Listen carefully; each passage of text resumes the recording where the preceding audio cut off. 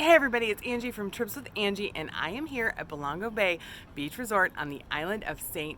Thomas. This is a huge shout out to all my all-inclusive subscribers. You have been asking and asking for this. Yes, you do not need a passport to come here if you are a U.S. citizen. Your dreams of an all-inclusive resort in the U.S. are coming true. The resort has about 74 rooms. It has an all-inclusive plan you can add on, or you could just book it as a regular hotel, and I can't wait to show you around. Let's take a look. Be sure to make note of the calendar right when you check in. It has all of the included activities. Subscribers, you know I love all these included activities and all-inclusives. If you haven't subscribed, I hope you'll consider it. I post all kinds of video about cruises, all-inclusive resorts, and travel around the world. Iggy's Beach Bar and Grill is the first thing you'll see, and it's the only restaurant at the resort serving breakfast, lunch, and dinner. To the right, you'll find the boutique and tour desk. So this is your gift shop as well as your concierge.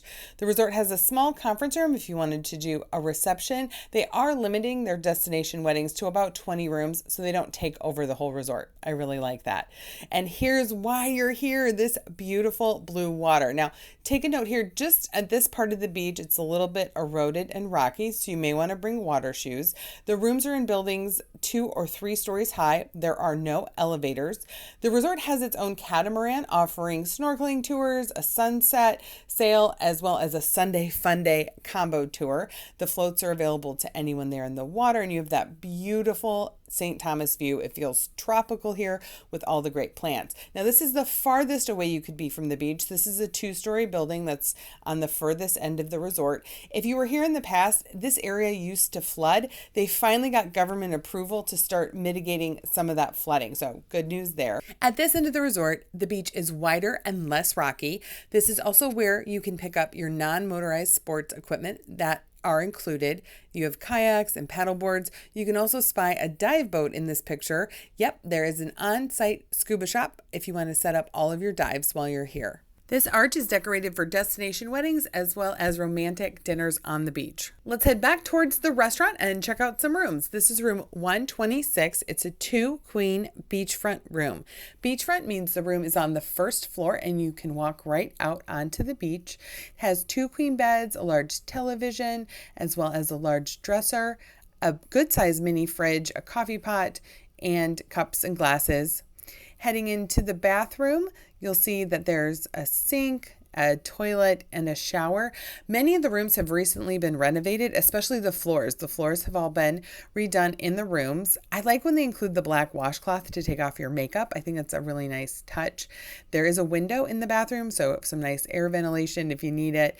And the showers are pretty standard size. Some people have complained that they're small, but I think they're pretty standard. Your table and chairs and your own air conditioning unit. You notice that the room has 2 doors, so the front door and then the back door here leading out to the small patio that has the direct beach access. 118 is closer to the restaurant. It's also a 2-queen room, but set up a little differently. You notice the ceiling fan, that's in all the rooms in addition to the air conditioning unit. The table's in a slightly different place and it's slightly smaller, and then you have different access to the water. So this is straight into the rockier part of the beach. Great if you love to snorkel. If you have ocean view, you may have a palm tree in your way. Now heading into Iggy's restaurant, this is where you're going to be having your breakfast, lunch, and dinner. It has a standard Caribbean menu, so lots of choices here, including options for kids. So we saw hot dogs being brought out, French fries, and then dinner starts around 5:30. If you're on the all-inclusive plan, you'll get an appetizer and an entree, and you can add a salad. The cocktails are really good. I recommend the Painkiller if you want to try something with a Caribbean flair. They also have local beers. So they have the IPA from a local brewery. So if you're a beer lover, you're going to find some of those options here. The pool area is small, but it is a small resort.